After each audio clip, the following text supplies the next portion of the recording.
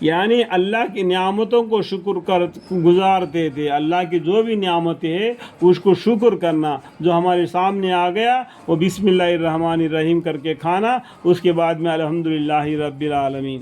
اللہ تعالیٰ نے ان کو منتخب کر لیا تھا, منتخب یعنی پسند کر لیا تھا, ان کو سیدھے راستے پر ڈال دیا تھا. یہاں پر ایک بات بتانا چاہتا ہوں, آج کل مسجد میں کیا ہے, منتخب حدیث ہے. منتخب مطلب کیا ہے, چن لیا. وہ قرآن کے آیتوں کو وہ وہاں پر رکھ کے ان کا بیان کرتے ہیں. وہ علم والے جانتے ہیں کہ اس کتاب کو, منتقل حدیث کو. اور فضائل اعمال تھا تو اس میں کیا ہے, قرآن کی آیتیں ہوتی ہے, اس کے بعد میں فائدہ کر کے اس کے بارے میں تفصیل بیان فرماتے, اس میں سمجھ جاتے. لیکن آج کیا کہ فضائل اعمال بہت ضعیف ہو گیا, کہ بہت سالوں سے چل رہا ہے. تو اب کیا منتخب حدیث رکھ دیے.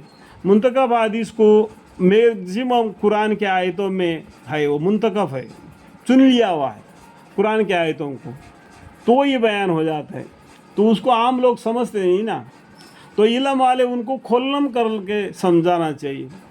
اللہ تعالیٰ سب کو سمجھنے کی توفیق عطا فرمائے اور ساتھ ہی ساتھ علم بھی عطا فرمائے. ٹھیک ہے. اور ہم نے ان کو دنیا میں بھی خوبیاں بھی تھی, ابراہیم علیہ السلام کے بارے میں چل رہے ہیں. ٹھیک ہے. اور ہم نے یعنی اللہ تعالیٰ نے ان کو مطلب کیا ہے, ابراہیم علیہ السلام کو سمجھ میں آ گیا بات.